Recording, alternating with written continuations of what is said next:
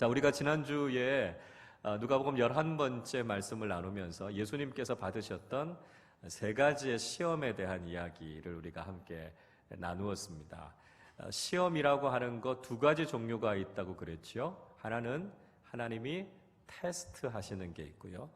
또는 마귀와 사탄이 유혹하는 게 있다. 이렇게 말씀을 드렸습니다. 그래서 무엇이 하나님의 테스트고 무엇이 마귀의 유혹인가 하는 것을 우리가 잘 분별해야 된다는 말씀을 드렸죠. 그래서 하나님의 테스트는요, 통과해야 되는 겁니다. 그래서 그 테스트를 잘 통과하면 우리가 상급과 칭찬을 얻게 되는 것이죠. 마귀의 유혹은요, 걸려 넘어지면 안 되는 겁니다. 그래서 우리가 시험에 들지 않도록 깨어서 기도하고 유혹에 빠지지 않는 것이 중요하다 하는 말씀을 드렸습니다. 자, 예수님께서 받으셨던 세 가지 종류의 시험, 우리 안동환 집사님 기도하시면서도 말씀해 주셨는데요. 경제적인 시험이 있었죠. 권력과 명예의 시험이 있었죠. 영적인 능력을 가지고 시험해 왔습니다. 자, 다양한 우리의 삶의 과정 속에서 또 삶의 차원 속에서 마귀는 우리를 시험합니다. 그 시험을 이겨낼 수 있는 원동력은 무엇인가? 그것은 말씀과 성령 충만이었습니다. 하나님의 말씀의 검을 날카롭게 갈고요. 주의 영이신 성령, 지혜와 생명의 영이신 성령으로 우리가 충만할 때 마귀의 시험을 이기고 영적으로 승리할 수 있다 말씀드렸습니다. 마귀의 시험은 현재 진행형이다 말씀드렸습니다. 지금도 여전히 마귀는 우리 주변에서 우리를 시험한다는 것이죠. 그래서 우리가 늘 깨어 있어서 영적으로 분별하고 마귀의 시험에 대적해서 믿음으로 승리하는 성령 충만한 믿음의 사람들이 되어야 한다 하는 말씀을 우리가 함께 나누었습니다. 자, 오늘 우리가 누가복음 12번째 말씀을 함께 살펴보려고 합니다. 예수님의 메시아 즉위식이 나와 있고요.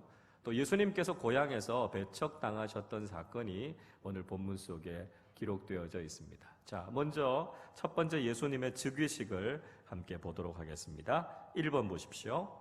예수님은 이미 명성과 칭송을 받으셨다 하는 것입니다.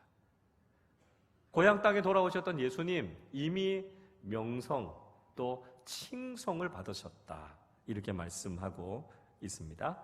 자, 14절 15절 말씀 우리 같이 한번 읽어보겠습니다.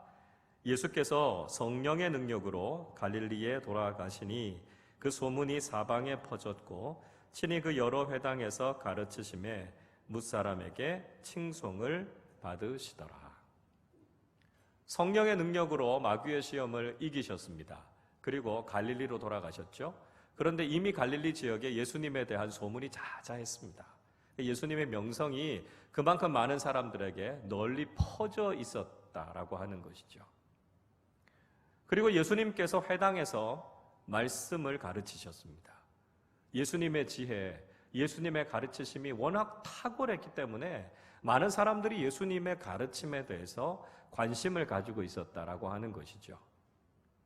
자, 마태복음 7장 28절 29절에 보면 예수님의 가르치심에 대해서 사람들의 반응을 이렇게 기록하고 있습니다. 예수께서 이 말씀을 마치심에 무리들이 그의 가르치심에 놀라니 이는 그 가르치시는 것이 권위 있는 자와 같고 그들의 서기관들과 같지 아니함일러라 말씀하고 있습니다. 예수님께서 산상수훈의 말씀을 가르치시고 난 이후에 사람들의 반응입니다. 예수님의 가르침에 깜짝 놀랐다는 거예요. 예수님의 가르침에 권위가 있었습니다. 그래서 서기관들, 그들의 율법 교사들이 가르치는 것하고 비교하면 비교가 되지 않았다는 것이죠. 서기관들과 율법 교사들로부터 그들이 배우기는 했습니다. 그런데요, 너무 재미가 없었어요. 너무 지루하고 그들이 가르치기는 가르치는데 그 말씀에 능력도 없고 생명력도 없고 그냥 율법의 짐으로 자신을 꽉꽉 억누르는 것 같은 그런 정말 지루하고 재미없는 가르침이었어요. 그런데 예수님의 가르침은 달랐다는 겁니다. 생명력이 있었고요. 말씀의 능력이 있었어요. 재미있었고 쉽게 이해가 됐고요. 그 복음의 말씀을 들을 때 변화가 생기고 삶에 놀라운 영향력들이 나타나는 것을 경험하게 됐다는 거죠. 그게 예수님의 가르침의 특징이었다는 것입니다. 여러분, 우리도 복음을 이렇게 받아들이고 이렇게 전하는 사람이 되어야 한다는 것이죠. 복음에는 능력이 있습니다. 복음에는 생명력이 있어요. 복음을 들으면 복음이 깨달아지고 복음이 우리의 삶을 변화시키는 능력을 우리가 경험하게 된다는 것이죠. 그래서 우리가 복음을 바르게 알고 바르게 깨닫고 바르게 전하는 사람들이 되어야 한다는 것입니다. 자, 2번을 보십시오. 예수님은 늘 회당에서 성경을 읽으셨다 하는 것이죠. 예수님께서 늘 회당에서 성경을 읽으셨습니다. 16절 말씀 같이 읽습니다. 예수께서 그 자라나신 곳 나사렛에 이르사 안식일에 늘 하시던 대로 회당에 들어가사 성경을 읽으려고 서심해. 예수님께서 나사렛의 회당에 들어가셨습니다. 회당, 시나고그라고 그러죠. 이 회당이라고 하는 것이 유대인들에게 있어서는 굉장히 중요한 장소입니다. 그렇죠? AD 70년에 예루살렘 성전이 무너지게 되죠. 그리고 이 성전이 솔로몬 성전도 무너지게 됐었고요. 또 AD 70년에도 성전이 무너지게 됩니다. 성전이 무너져서 유대인들이 성전에서 모이지 못하게 될 때 그들이 대신 모였던 장소들이 바로 회당이라고 하는 곳이었습니다. 그러니까 유대인들이 가는 곳곳마다 회당을 세웠고요.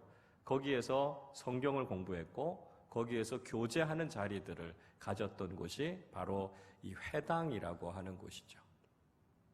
그러니까 예수님께서 회당에 가셔서 하나님의 말씀을 읽으셨다, 성경을 읽으셨다 이렇게 이야기하고 있습니다. 그러니까 성경의 대표 낭독자가 된 거죠. 그래서 회당에 있으면 그날의 대표 낭독자가 와서 성경을 펼쳐서 그 말씀을 이렇게 쭉 읽는 겁니다. 그래서 그 대표 낭독자의 역할을 예수님께서 종종 하셨다라고 하는 것을 이야기해 주고 있는 것이죠. 랍비들이 회당에서 성경을 가르칠 때는 보통 앉아서 이렇게 강론을 했습니다. 그러나 성경을 읽을 때는요, 서서 그 하나님의 말씀을 읽었던 거죠. 하나님의 말씀에 대한 존경, 사랑, 경의를 표하는 방식이 바로 일어서서 성경을 읽었던 것입니다. 자, 예수님께서 회당에서 늘 성경을 읽었다라고 하는 것이 우리에게 보여주고 있는 것은 예수님께서 하셨던 가장 중요한 일이 바로 말씀을 읽는 일이었다라고 하는 것입니다. 여러분, 우리가 교회에 모여서 해야 하는 가장 중요한 일이 무엇이겠습니까? 말씀 읽는 일이라는 거죠. 그 무엇보다도 우리가 교회에 함께 모여서 해야 하는 가장 중요한 일이 있다면 하나님의 말씀을 읽고 말씀을 묵상하고 말씀을 공부하고 연구하는 일들이 우리의 신앙생활의 중심이 되어야 한다는 것입니다. 우리가 지금은 모임들을 갖고 있지 못하지만 우리가 모임들이 좀 더 자유로워지면 저는 우리 교회 안에 말씀을 읽는 모임들이 좀 많아지셨으면 좋겠습니다. 성경 읽기 모임들이 좀 많아지셨으면 좋겠어요. 그래서 같이 모여서 30분, 1시간 우리가 같이 성경을 쭉 같이 읽으면서 말씀을 함께 나누는 그런 자리들이 많아졌으면 좋겠습니다. 그래서 우리가 말씀 읽는 일들에 집중해야 된다는 것이죠. 그것이 우리의 신앙생활의 중심이 되어야 한다는 것입니다. 그래서 말씀을 읽고 말씀을 사모하고 말씀을 묵상한 은혜들을 같이 나눌 때 우리의 신앙이 말씀 위에 든든하게 건강하게 세워지는 신앙이 될 수 있다는 것입니다. 자, 3번을 보십시오. 예수님의 즉위식은 선지자의 예언이 성취된 것이었다 하는 것입니다. 자, 오늘 보여지고 있는 예수님의 즉위식의 특징이 무엇인가 하면 선지자의 예언이 성취된 것이다 하는 것이죠. 자, 17절 말씀 같이 읽습니다. 선지자 이사야의 글을 들이거늘 책을 펴서 이렇게 기록된 데를 찾으시니 곧 말씀합니다. 예수님께서 서서 읽으셨던 말씀은 선지자 이사야의 글이었습니다. 특별히 선지자 이사야가 오실 메시아에 대해서 예언한 말씀을 많이 기록하고 있죠. 자, 21절도 같이 한번 읽어보겠습니다. 이에 예수께서 그들에게 말씀하시되 이 글이 오늘 너희 귀에 응하였느니라 하시니. 선지자 이사야를 통해서 예언하셨던 말씀, 하나님께서 구원자이신 메시아를 보내주시겠다라고 약속하셨죠. 그분은 고난받는 종으로 십자가를 지시고 우리의 모든 죄짐을 사하실 하나님의 어린 양이 오실 것이다 예언했는데 그 말씀이 이루어졌다는 것입니다. 예수님의 오심을 통해서 그 말씀이 성취되어졌다는 것이죠. 그러니까 예수님의 즉위식은 선지자를 통해서 예언하셨던 그 말씀이 성취되고 이루어진 증거다라고 하는 것을 보여주고 있습니다. 예수님의 메시아의 권위가 어디서부터 나오는 겁니까? 하나님의 말씀을 통해서 예언되어졌고 그 말씀이 성취되어졌다는 데서 예수님의 메시아로서의 권위가 나오게 되는 겁니다. 자, 우리도 교회 안에서 지도자들로 세워지게 될 수 있죠. 그때 그 권위는 어디에서부터 나온다고요? 하나님의 말씀에서부터 나온다는 것입니다. 자, 어떤 사람들이 지도자가 됩니까? 어떤 사람들이 지도자로서 그 권위를 인정받습니까? 말씀을 사랑하고요. 말씀을 순종하고요. 말씀대로 살아가는 사람들에게서 영적인 권위가 나온다는 겁니다. 그러니까 지도자의 모습은 하나님의 말씀을 소중히 여기고 하나님의 말씀을 삶을 통해 이루어가는 삶을 살아야 된다는 것이죠. 그래서 지도자로 서기를 간절히 사모하는 사람들은 늘 말씀을 사랑하고 그 말씀을 순종하고 실천하는 사람들이 되어야 한다는 것입니다. 거기에서부터 영적인 권위가 나오기 때문에 그렇다는 것이죠. 4번을 보겠습니다. 예수님의 즉위식은 성령의 기름 부으심으로 출발했다는 것입니다. 예수님의 즉위식, 그 첫 발걸음, 그것을 가능하게 했던 원동력은 성령의 기름 부으심이었다 하는 것입니다. 자, 18절, 19절 말씀 같이 읽어보겠습니다. 주의 성령이 내게 임하셨으니 이는 가난한 자에게 복음을 전하게 하시려고 내게 기름을 부으시고 나를 보내사 포로된 자에게 자유를 눈먼 자에게 다시 보게 함을 전파하며 눌린 자를 자유롭게 하고 주의 은혜의 해를 전파하게 하려 하심이라 하였더라. 예수님의 즉위식의 말씀은 이사야서 61장 1절부터 3절까지의 말씀을 인용하고 있습니다. 자, 그 가운데 18절이 어떻게 시작합니까? 주의 성령이 내게 임하였으니 말씀하고 있습니다. 메시아의 사역의 첫 출발은 성령의 기름 부으심으로부터 시작한다는 것이죠. 하나님의 사역을 감당하기 원하는 사람들은 성령의 능력이 없이는 불가능하다는 것입니다. 하나님의 영이 그에게 임할 때 하나님의 일을 하게 된다는 것이죠. 여러분, 구약의 많은 하나님의 일꾼들을 보십시오. 특징적인 게 뭐냐 하면 하나님의 영이, 하나님의 신이 그들에게 임하기 시작했다 이야기하고 있습니다.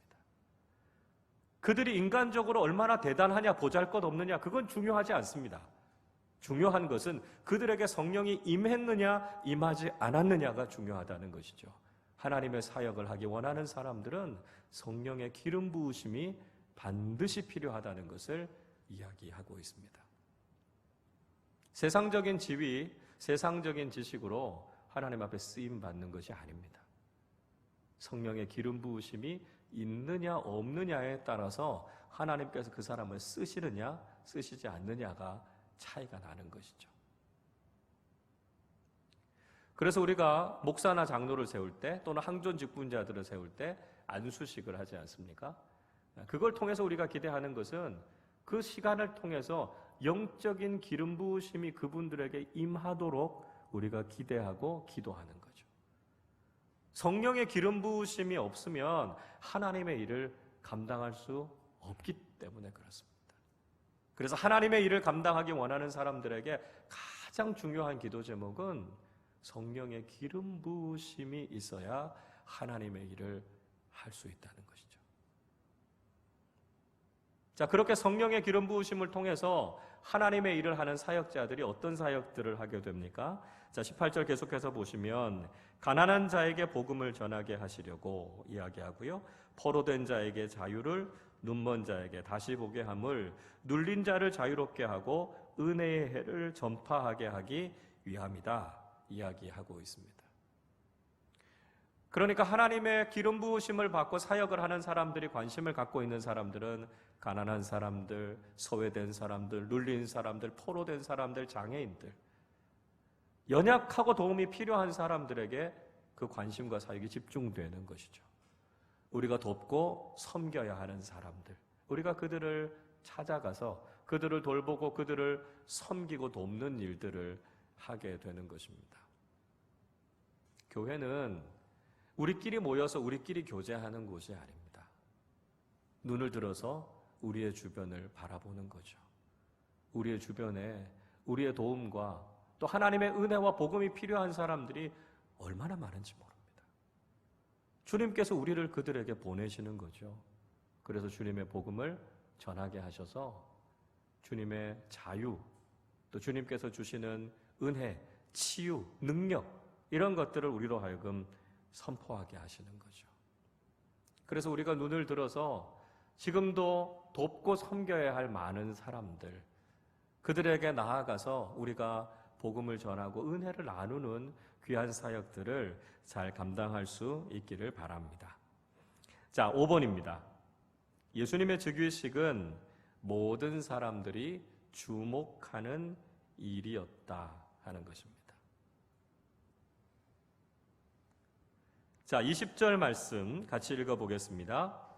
책을 덮어 그 맡은 자에게 주시고 앉으시니 회당에 있는 자들이 다 주목하여 보더라. 예수님께서 이사야의 말씀을 읽으시고 책을 덮으셨습니다. 모든 사람들이 다 예수님을 주목해서 봤다 이야기하고 있습니다. 사람들이 예수님께 관심을 가진 거죠. 예수님의 말과 행동에 집중하고 있는 것을 볼 수 있습니다.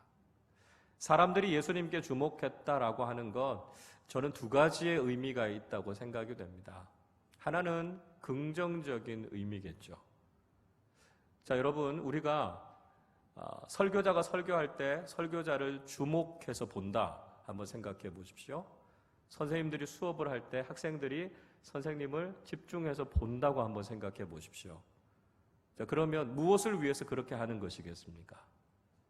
말씀에 집중하고 그 말씀을 잘 들으려고 하는 모습이죠. 가르침이 무엇인지를 잘 듣고 그걸 이해하려고 하는 것이겠죠. 그래서 예수님께 주목했다라고 하는 긍정적인 의미는 예수님께서 무슨 말씀을 하시는지, 어떤 행동을 하는지를 보고 배우고 따르려고 하는 의미가 있었을 것입니다. 반면에 부정적인 의미도 있었겠죠. 그래서 혹시라도 예수님께서 하시는 말씀 가운데 뭔가 꼬투리를 잡을 것이 없나, 그래서 나중에 공격할 것이 없나, 아마 그런 생각으로 주목하기도 했을 것입니다. 유대 종교 지도자들 보면 예수님께서 하시는 일거수일투족을 하나하나 다 관심을 두고 지켜봤습니다. 왜 그랬습니까? 나중에 예수님을 공격하기 위해서 그랬다는 거죠. 예를 들면 예수님께서 이 성전을 헐라 내가 사흘 만에 다시 짓겠다 이렇게 말씀하셨습니다. 그러니까 나중에 무엇이라고 공격합니까? 이 예수라고 하는 사람이 헤롯이 46년 동안에 지은 성전을 3일 만에 다시 짓겠다고 이야기했다. 이렇게 예수님의 이야기를 가지고 예수님을 공격하지 않습니까? 예수님께서는 3일 만에 부활하시겠다라고 하는 말씀을 상징적으로 이야기한 것인데 예수님의 말씀을 가지고 오히려 공격하고 있는 것이죠. 여러분, 세상은 우리 그리스도인들을 주목할 겁니다. 우리를 주목해서 보고 우리가 세상에 드러나 있다라고 하는 건 두 가지의 의미일 수 있습니다. 하나는 긍정적인 의미일 수 있을 거예요. 그리스도인들이 어떻게 살아가나 보고, 야, 우리도 저렇게 살아야 되겠다. 저런 소망을 가지고 살아야 되겠다. 아마 그렇게 우리의 삶을 배우려고 하는 모습으로 우리의 삶을 주목하는 사람들이 있을 겁니다. 또 어떤 사람들은 그래, 너희들이 그리스도인이라고 하는데 얼마나 잘 사나 한번 보자. 부정적으로 꼬투리를 잡으려고 하는 눈으로 바라보는 사람들도 있을 겁니다. 어떻게 보든지 간에 우리의 삶을 주목하고 있는 사람들이 있다는 것이죠. 우리의 삶이 세상에 드러나 있다는 것입니다. 자, 여러분, 그렇다면 우리가 어떻게 살아야 되겠습니까? 우리가 흠이나 티가 있는 삶을 살아서는 안 된다는 것이죠. 그것 때문에 하나님의 영광을 가리거나 복음의 걸림돌이 되는 삶이 되어서는 안 된다는 것입니다. 우리의 삶이 정말 탁월하고 아름다운 그리스도인의 삶이 돼서 많은 사람들이 볼 때 흠모할 만한 그런 믿음의 사람들이 되어야 하지 않겠습니까? 그리스도인은 빛입니다. 세상에 감추어져 있는 존재가 아닙니다. 세상이 우리를 바라보고 있습니다. 우리를 바라보고 있는, 우리를 주목하고 있는 세상을 향해서 참된 믿음의 삶이 무엇인가 우리가 보이고 증명하는 삶을 살아야 할 줄로 믿습니다. 자, 페이지를 한번 넘어가 보십시오. 예수님께서 고향 땅에 가셔서 배척을 받으셨습니다. 자, 예수님께서 고향 사람들에게 배척을 받으셨던 사건을 통해서 우리가 몇 가지를 좀 생각해 보려고 합니다. 1번 보십시오. 예수님은 인간적인 선입견 때문에 배척을 받으셨다 하는 것입니다. 선입견, 이게 무서운 거죠. 22절 말씀 같이 읽겠습니다. 그들이 다 그를 증언하고 그 입으로 나오는 바 은혜로운 말을 놀랍게 여겨 이르되 이 사람이 요셉의 아들이 아니냐. 사람들이 예수님의 입에서 나오는 은혜로운 말을 놀랍게 여겼습니다. 놀랍게 여기다라고 하는 이야기는 부정적인 의미입니다. 예수님을 가리켜서 요셉의 아들이 아니냐 이야기하죠. 어떻게 나사렛 목수의 아들의 입에서 이런 지혜로운 말과 이런 영적인 권위가 나올 수 있느냐 의심하고 비판하는 어조로 이야기하고 있다는 것을 보여주고 있습니다. 사람들이 가지고 있는 선입견이죠. 인간적인 기준을 가지고 지금 예수님을 판단하고 있습니다. 그러니까 인간적인 선입견에 눈이 가려지면 하나님께서 하시는 일이 보이지 않는다는 것입니다. 때로는 우리가 그리스도인으로서 교회로서 어떤 일들을 할 때 우리도 때로는 인간적인 기준과 인간적인 지식과 경험을 가지고 그것을 판단하려고 할 때가 있습니다. 그래서 인간적으로 생각해 볼 때 이건 불가능합니다. 이건 안 됩니다. 이렇게 우리가 생각할 수 있다는 거예요. 여러분, 그러기 전에 우리에게 중요한 것이 있습니다. 충분히 기도해 보셨습니까? 하나님의 말씀을 읽고 이것이 정말 하나님의 뜻인가 아닌가에 집중해 보셨습니까? 우리의 지식이 아닙니다. 우리의 경험이 아닙니다. 중요한 건 하나님이 하시고자 하는 일인가 아닌가, 이게 중요하다는 거죠. 자칫하면 우리가 가지고 있는 인간적인 선입견이 하나님께서 하시고자 하는 일들을 가로막을 수도 있다는 것이죠. 그래서 우리가 가지고 있는 인간적인 지식, 경험, 이것들을 내려놓고 하나님 앞에 무릎을 꿇어야 하는 겁니다. 하나님, 내 기준과 내 생각으로 판단하지 않게 하시고 이것이 정말 하나님의 뜻이면 순종하게 해주십시오. 그리고 하나님께서 일하시는 통로로 우리 교회가 쓰임받게 해주십시오. 이것이 우리가 취해야 하는 바른 태도라는 것이죠. 2번을 보십시오. 예수님은 능력에 대해 시험을 받으시면서 배척을 받으셨다는 것입니다. 자, 예수님의 능력에 대해서 사람들이 시험했다는 거죠. 그리고 결국은 사람들이 예수님을 배척했다 이야기하고 있습니다. 23절 말씀 같이 읽어보겠습니다. 예수께서 그들에게 이르시되 너희가 반드시 의사야 너 자신을 고치라 하는 속담을 인용하여 내게 말하기를 우리가 들은 바 가버나움에서 행한 일을 내 고향 여기서도 행하라 하리라.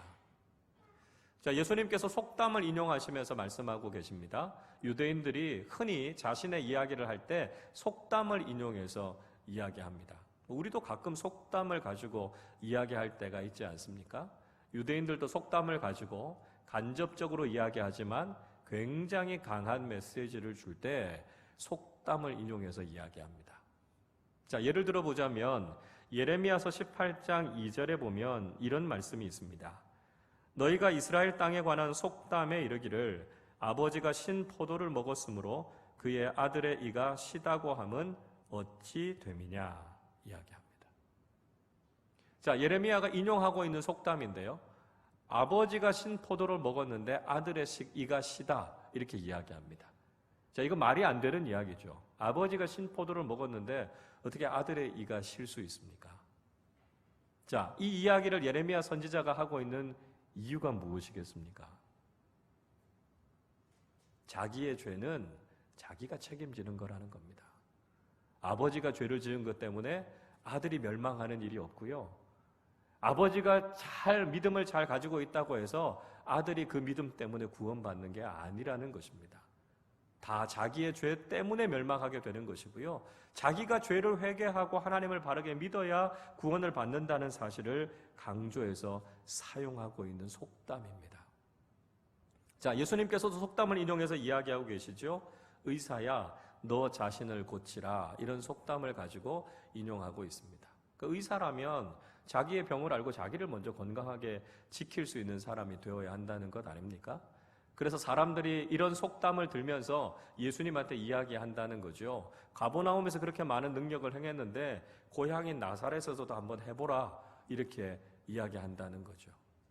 유대인들은 무엇인가 기적과 놀라운 일들을 일으키면 하나님이 보낸 선지자다 이렇게 생각하니까요. 지금 우리가 보는 앞에서 그 능력을 행하라 이렇게 이야기하고 있습니다.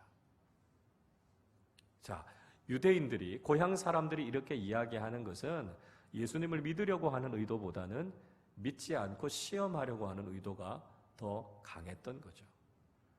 이미 예수님의 소문을 그들은 다 들었습니다. 가버나움이라고 하는 곳이 나사렛에서 그렇게 먼 곳이 아닙니다. 그러니까 이미 예수님께서 충분히 기적을 행하셨고 놀라운 가르침들을 이미 주셨습니다. 그럼에도 불구하고 도무지 믿지 않으려고 하는 그들의 악함을 보여주고 있는 것이죠. 여러분, 우리는 믿음의 눈을 가지고 주님을 만나야 됩니다. 주님을 의심하는 것이 아니라 이미 주님께서 우리를 위해 베풀어 주셨던 그 놀라운 것들을 믿음으로 받아들여야 한다는 것이죠. 이미 우리가 충분히 믿음을 가질 수 있을 만큼 주님은 우리를 위해 많은 것들을 행하셨고 많은 진리의 말씀을 우리에게 주셨습니다. 중요한 건 믿음으로 받아들이는 것입니다. 주님께서 행하셨던 모든 일들을 믿음으로 받아들이고 수용하고 그것을 믿고 나아갈 때 우리는 놀라운 구원의 은혜를 경험하게 된다는 것이죠. 그러나 배척했던 사람들은 예수님을 믿지 않으려고 하는 의도를 가지고 주님을 시험하고 있었다는 것을 볼 수 있습니다. 자, 3번입니다. 예수님은 이미 잘 알고 있다는 교만함 때문에 배척을 받으셨다는 거죠. 예수님이 왜 배척을 받으셨습니까? 이미 예수님에 대해서 잘 알고 있다라고 말하는 사람들의 교만함 때문에 배척을 받으셨다 하는 것입니다. 24절 말씀 같이 읽겠습니다. 또 이르시되 내가 진실로 너희에게 이르노니 선지자가 고향에서는 환영을 받는 자가 없느니라. 예수님께서 말씀하십니다. 선지자가 고향에서는 환영을 받지 못한다 말씀합니다. 왜 그럴까요? 우리 그 사람 잘 알아 이런 교만함이 그들에게 있는 거죠. 그 사람이 그 고향에서 어릴 때부터 자라왔기 때문에 그 사람 우리가 잘 아는데 그렇게 대단한 사람이 아니야 이렇게 평가절하한다는 것입니다. 외부에서는 객관적으로 대단한 사람으로 칭찬받고 인정을 받지만 사실 공동체 내에서는 잘 인정받지 못하는 경우들이 많습니다. 왜 그럴까요? 우리가 그 사람을 잘 알고 있다는 교만함 때문에 그 사람을 평가절하할 때가 많다라고 하는 것입니다. 우리가 무엇인가를 잘 알고 있다는 교만함, 그것이 때로는 하나님의 일을 받아들이지 않게 되고요. 또 다른 사람들에 대해서 평가절하하게 되기도 하고 무시하게 되기도 한다는 것입니다. 신앙생활 속에서 우리가 버려야 하는 것 중에 하나가 나는 다 알아. 이걸 우리가 버려야 되는 거죠. 교회가 무슨 사역을 하려고 할 때 아이고 저 그거 다 알아요. 과거에도 해봤는데 그거 잘 안 돼요. 이렇게 이야기하게 될 수 있습니다. 이런 성경 공부 같이 한번 하시죠. 아유 목사님 그거 제가 10년 전에 20년 전에 다 한 겁니다. 저 그거 다 압니다. 우리가 무엇인가를 다 안다고 생각하는 교만함이 하나님의 은혜를 가로막을 수 있다는 거죠.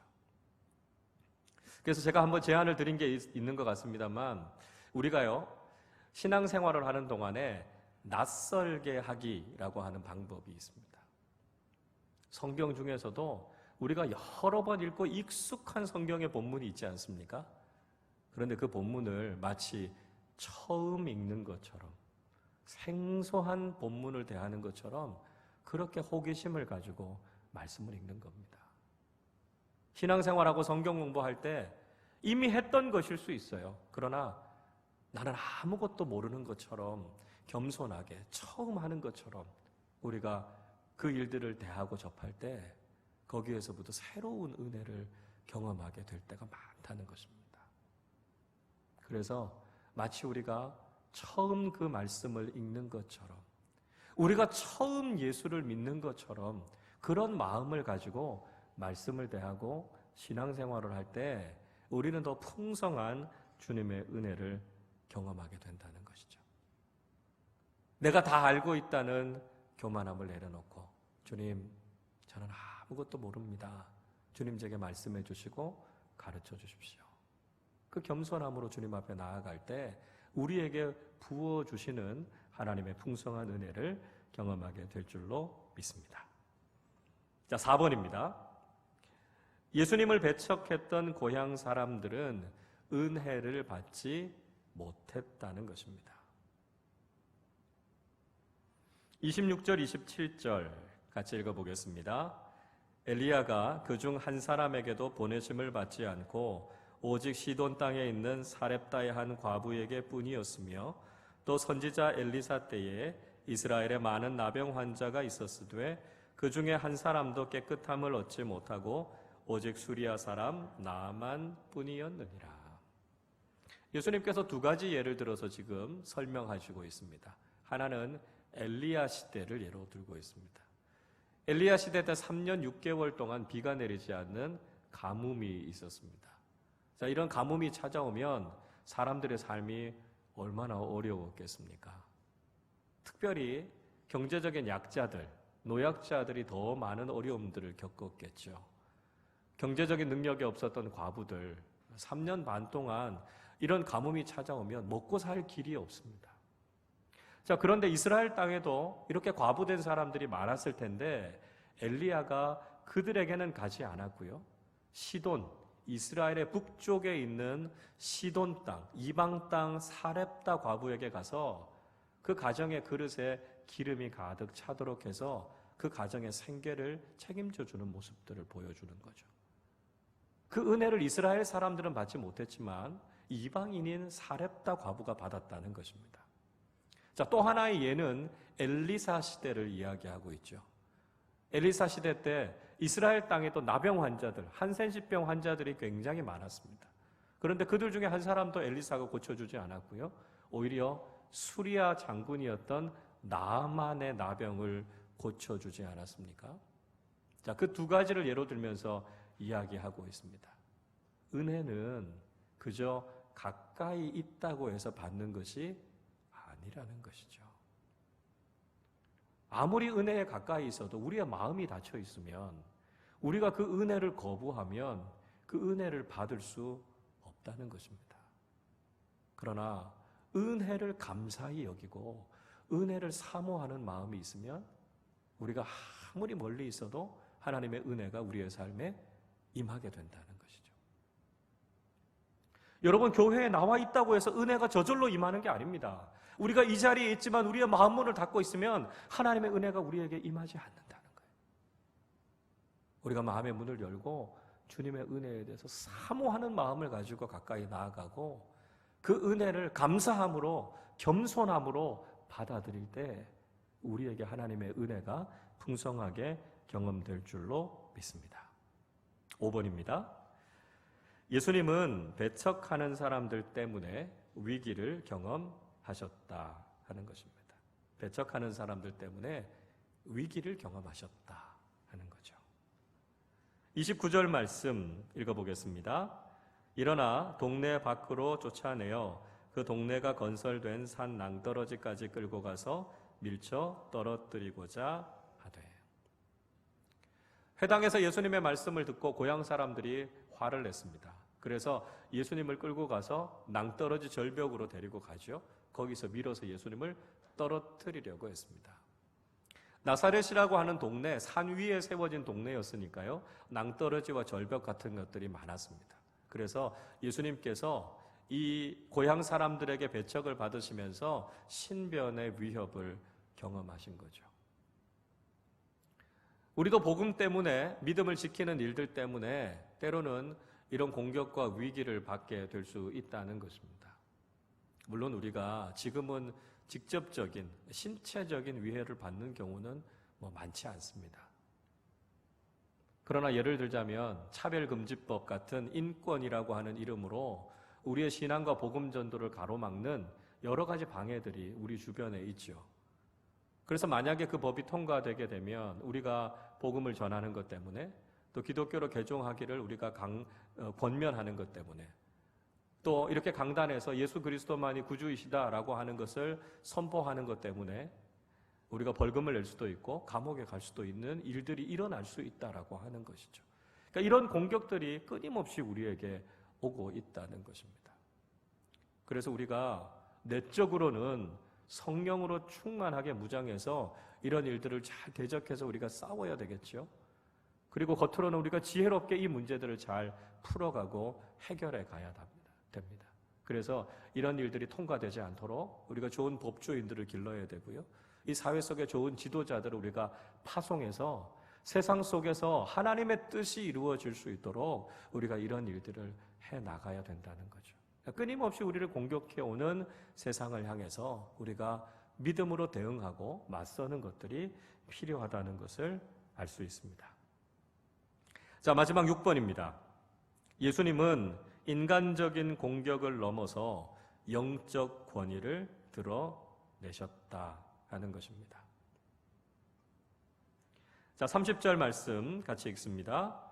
예수께서 그들 가운데로 지나서 가시니라.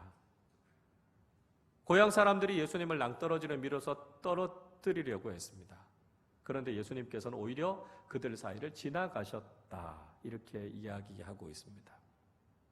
한글 성경에는 번역되지 않았지만 원문 성경에는 접속사 대라고 하는 말이 쓰여 있습니다. 그러나라고 하는 말입니다. 그러니까 고향 사람들은 흥분한 거예요. 화가 난 거예요. 그래서 예수님을 죽이기 위해서 혈안이 되어져 있었습니다. 막 동요하고 있었습니다. 그러나 예수님은 조용하면서도 위엄이 있게 그들 사이를 지나가셨다 말씀하고 있습니다. 그들이 그렇게 혈기를 내고 화를 냈지만 감히 예수님을 건드리지 못했다는 것입니다. 무엇을 보여주는 것이죠? 예수님의 영적인 권위를 보여주는 것입니다. 예수님께서 여러 번 위기의 상황을 만났지만 예수님께서는 그 영적인 권위를 가지고 사람들을 제압하셨습니다. 예수님을 체포하러 온 사람들이 쓰러지기도 했고요. 감히 예수님께 손을 대지 못하도록 예수님께서 그 모든 것들을 막으셨던 것도 예수님의 영적인 능력과 권위였습니다. 오늘날 교회가 회복해야 하는 것, 주님이 가지셨던 영적인 권위입니다. 과거나 지금이나 세상은 끊임없이 교회를 공격하고 있습니다. 그러나 과거보다 오늘날 우리가 더 많이 공격받고 있고 교회가 더 위기 가운데 처해 있다고 느끼는 이유가 뭘까요? 교회가 영적인 권위를 자꾸 잃어가고 있기 때문입니다. 여러분, 교회는 영적인 권위와 능력을 회복해야 합니다. 감히 세상이 함부로 교회를 건드리지 못하도록 주님이 가지셨던 이 놀라운 영적인 권세와 능력을 회복해야 합니다. 그래야 이 악한 세상 속에서도 우리가 믿음으로 승리할 수 있다는 것이죠. 세상은 끊임없이 우리를 공격해 올 것입니다. 사람들은 복음을 배척하고 거부할 것입니다. 우리는 여전히 이 악한 시대를 살아가고 있지만 오늘 주님께서 우리에게 보여주신 이 영적인 권위와 능력을 가지고 세상 속에 당당히 서서 믿음으로 늘 승리하는 우리 모두가 되시기를 주님의 이름으로 축원합니다. 기도하겠습니다.